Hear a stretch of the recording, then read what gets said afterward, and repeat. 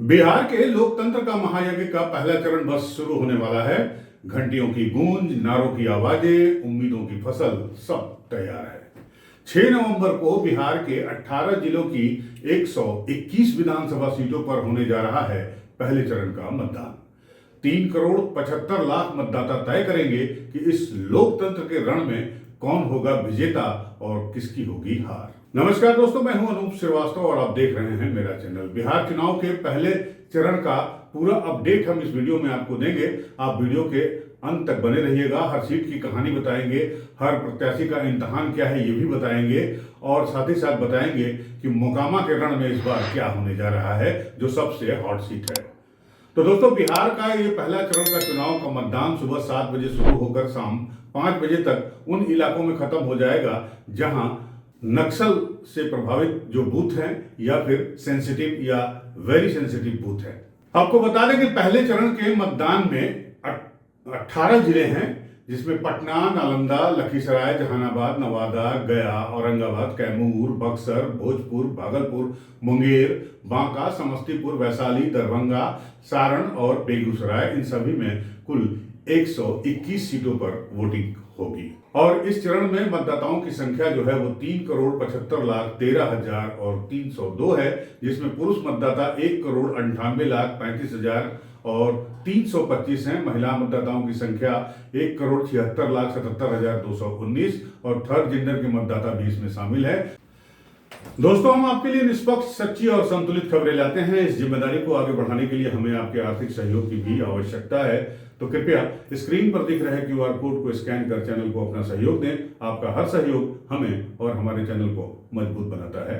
धन्यवाद। मतदान केंद्रों की कुल संख्या 45,341 है, जिसमें 8,608 शहरी और 36,733 ग्रामीण बूथ शामिल हैं। अब पहले चरण में प्रचार का धमाकेदार फिनाले भी चला। 20 अक्टूबर से लेकर 4 नवंबर तक का 16 दिन का चुनाव प्रचार एक तरह से चुनावी तूफान की तरह था। राहुल गांधी का डांस वाला हमला, प्रधानमंत्री नरेंद्र मोदी का कट्टा वाला जवाब और योगी आदित्यनाथ के पप्पू, टप्पू और अप्पू तंज ने बिहार की हवा में बिजली भर दी।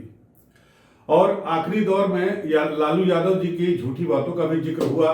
प्रशांत किशोर की जन स्वराज यात्रा ने मुकाबले को और दिलचस्प बना दिया और साथ ही मोकामा में हुए दुलार चंद यादव की हत्या ने इसे क्रिमिनल एंगल भी दे दिया। इसके बारे में बाद में बात करेंगे, आप बने रहिए हमारे साथ। जाहिर है अब सबकी निगाहें इस बात पर टिकी है कि क्या एनडीए अपने पुराने गढ़ को बचा पाएगा या फिर गठबंधन वापसी करेगा। पिछले चुनाव का समीकरण अगर 2020 की बात करें तो इन 121 में से 61 सीटें महागठबंधन के खाते में थी और 59 पर एनडीए ने अपना कब्जा जमाया था। यानी दोनों के बीच सिर्फ 2 सीटों का फासला और यही फासला इस बार पूरे चुनाव की दिशा तय करेगा। इसलिए पहले चरण को मूड सेट करने वाला फेज भी बताया जा रहा है। चुनाव आयोग की तैयारी पूरी तरह। चुनाव आयोग की टीम और प्रशासन हर बूथ पर चौकन्नी निगाह रखी है। ईवीएम और वीवीपैट मशीनें बूथों तक पहुंच चुकी है। संवेदनशील इलाकों खासकर पटना के दियारा और मोकामा टाल में शाम तक सुरक्षा बलों की तैनाती हो जाएगी और साथ ही इस बार ये भी बताया जा रहा है कि तकरीबन हर एक बूथ पर केंद्रीय सुरक्षा बल के जवान तैनात रहेंगे।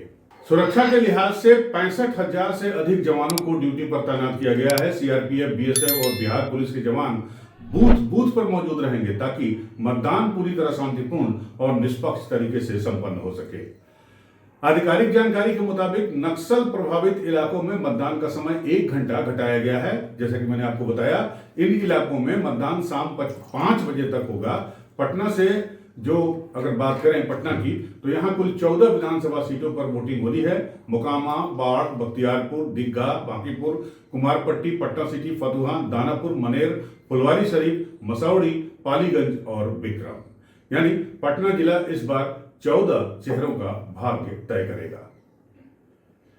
आपको मालूम है कि चुनाव प्रचार जो पहले चरण का था वो 4 नवंबर की शाम 5 बजे थम गया। प्रत्याशी घर घर जाकर लोगों से वोट मांग रहे हैं, भीख मांग रहे हैं, उनसे संपर्क कर रहे हैं और अपील कर रहे हैं कि भाई उन्हें एक मौका और दिया जाए। उधर पटना में वीवीपैट मशीनों का अंतिम परीक्षण और पोलिंग पार्टियों का प्रशिक्षण पूरा हो चुका है। उन्हें रवाना किया जा रहा है या कर दिया गया है। चुनाव पर्यवेक्षण के लिए आपको बता दें कि इस बार 7 विदेशी देशों के 14 अंतर्राष्ट्रीय पर्यवेक्षक भी पटना पहुंचे हैं। फ्रांस, दक्षिण अफ्रीका और नेपाल सहित कई देशों से आए ये प्रतिनिधि पूरे मतदान प्रक्रिया को देखेंगे। यानी इस बार बिहार का लोकतंत्र सिर्फ भारत में नहीं बल्कि दुनिया की नजरों में भी चर्चा का विषय बना हुआ है। चर्चा में रहने वाली सीटें क्या हैं, अब उस पर आते हैं। पहले चरण की उन सीटों पर जहां मुकाबला सबसे दिलचस्प है। तो पहली सीट है राघोपुर, लालू परिवार की पारंपरिक सीट। यहां से तेजस्वी यादव मुख्यमंत्री पद के दावेदार हैं, वो मैदान में हैं। आरजेडी के पास यहां अपनी पुरानी विरासत बचाने की चुनौती है। दूसरी सीट है तारापुर, जहां बिहार के डिप्टी सीएम उप मुख्यमंत्री सम्राट चौधरी बीजेपी के उम्मीदवार हैं और उनके लिए यह सीट प्रतिष्ठा का सवाल बनी हुई है। तीसरी जो चर्चित सीट है वो है महुआ। लालू प्रसाद यादव के बड़े बेटे तेज प्रताप यादव इस बार अपनी नई पार्टी, यानी जब पार्टी और परिवार से उनको निकाल दिया गया तो नई पार्टी जनशक्ति जनता दल से यहां से मैदान में है और यह सीट यादव परिवार की साख से जुड़ी हुई मानी जाती है।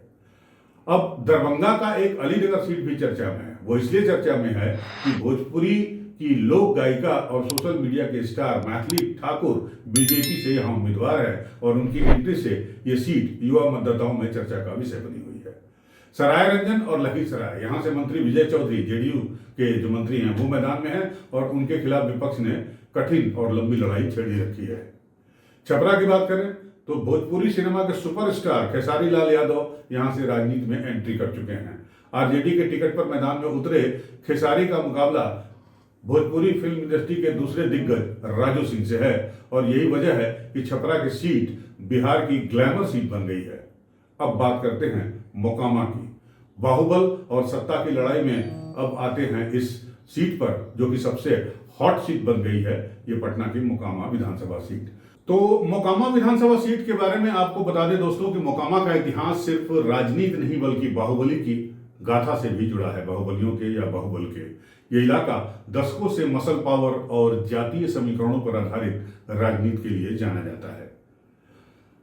मोकामा दरअसल प्रमुख रूप से भूमिहार बहुल इलाका है और 1990 के दशक में दिलीप सिंह ने यहां बाहुबली राजनीति की नींव रखी। वो 90 जब लालू की सरकार सत्ता में आई थी। तब 1990 और 1995 में उन्होंने जनता दल के टिकट पर यहां से जीत दर्ज की थी।